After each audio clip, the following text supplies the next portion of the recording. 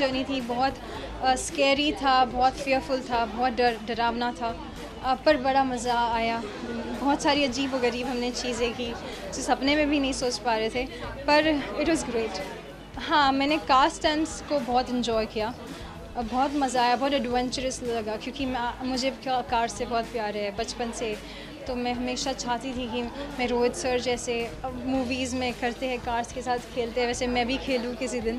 तो ऐसे कुछ सिमिलर चीज़ें करने का मौका मिला, तो बहुत बहुत मज़ा आया। I have had the best time. मैं हमेशा सोचती हूँ कि आई कैन डू दिस, पर एक पॉइंट था कि कुछ चीज़ें आपको लगता है कि मैं ये सब कर सकती हूँ, पर वो एक चीज़ मैं बिल्कुल कर नहीं सकती और मैं सोच भी नहीं सकती हूँ करने का। तो I was in that state of mind before, but then during the show I have realise that there is nothing a human being can not do, there is nothing I can not do, there is nothing you cannot do, you know. This everybody can do everything if that person doesn't give himself or herself the second choice.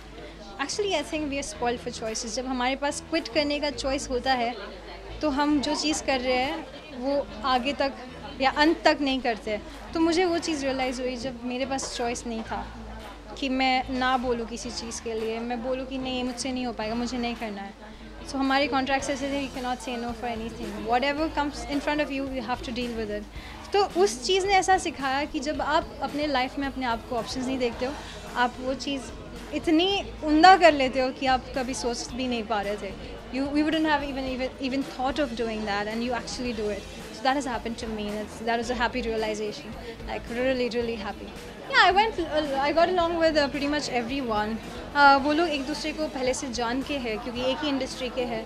तो मनवीर ही एक ऐसा था जिससे मैं मिली और जिससे मैं जानती हूँ पहले से, बाकी बस सबसे मैं फ़र्स्ट टाइम मिली थी। तो ये लोग आप एक दूसरे को पहले से जानते हैं, काफ़ी सालों से काम कर चुके हैं, एक दूसरे के निजी चीज़ें भी जानते हैं। तो मैं सबसे I did got along with everybody, but not as much as they got along with each other, but we've had the greatest time, we've all had great fun. या एक वाटर स्टंट था ऐसा कि मुझे ऐसा लगा कि I am gonna die.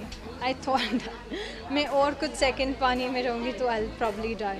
That was मैं उस बारे में भी ज़्यादा बोल नहीं सकती हूँ कि जब आप स्टंट देखेंगे तो आपको उसके बारे में और पता चलेगा। बट या एक ऐसे मोमेंट्स पर एक चीज़ मैं कहना चाहूँगी कि मैंने हर स्टंट जो भी मेरे सामने आया मैंने किया, भले ही मुझे आता हो, मुझे स्विमिंग आती हो या नहीं आती हो, भले ही कुछ और चीज़ से डर लगता हो या बहुत ज़्यादा डर लगता हो, हमारे पास हमेशा एक ऑप्शन होता था अबॉर्ट करने का।